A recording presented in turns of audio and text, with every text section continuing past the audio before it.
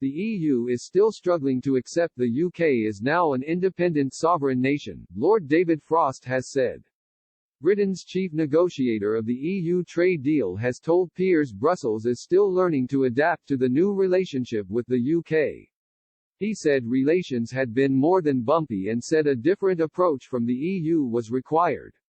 He told the Lord's European Union Committee, "We said last year during the negotiations that we wanted friendly cooperation between sovereign equals as our vision of the future, and that's still what we want. I don't think that's been quite the experience of the last few weeks if we're honest about it. I think the EU is still adjusting somewhat, as we thought they might, to the existence of a genuinely independent actor in their neighborhood, and obviously there's been a certain amount of disagreement over the vaccine issues which in many ways have created political difficulties on the EU side."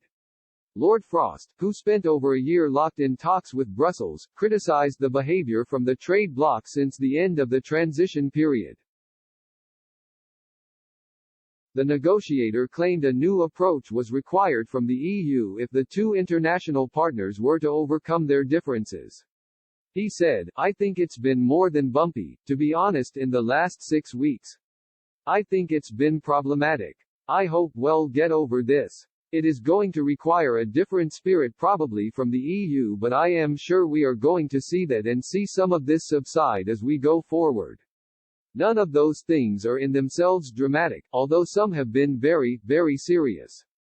We have behind that obviously the Northern Ireland issues." On January 29, the EU sparked outrage from the UK and Ireland after it announced it was triggering Article 16 of the Northern Ireland Protocol following fears of a shortage of coronavirus vaccine supplies.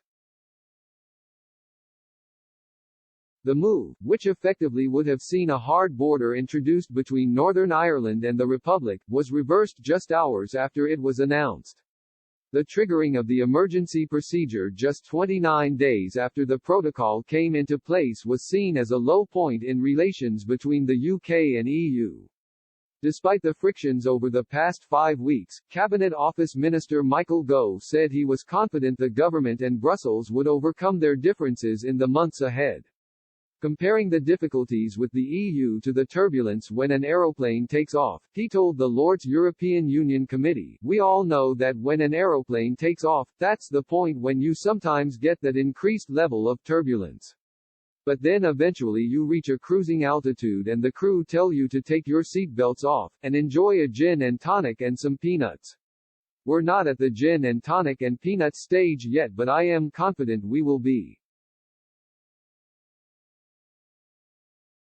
Mr. Gove will meet European Commission Vice President Maros Šefčovič in London on Thursday to discuss the problems faced in Northern Ireland as a result of the new trading arrangements. Last week, Mr. Gove sent a letter to Mr. Šefčovič demanding some changes to the Northern Ireland Protocol. Among the demands were an extension to grace periods for the transport of some chilled food from Britain to the province. Earlier this week, Irish Foreign Minister Simon Coveney said Dublin was open to modest extensions of waivers on the movement of certain goods, but it is as yet unclear whether there would be agreement this week. The spokesman declined to say whether Britain would agree to shorter extensions than those requested. Boris Johnson's official spokesman said earlier today, "We want to extend the existing measures, but we are committed to working constructively and pragmatically with the EU to resolve the issues as quickly as possible."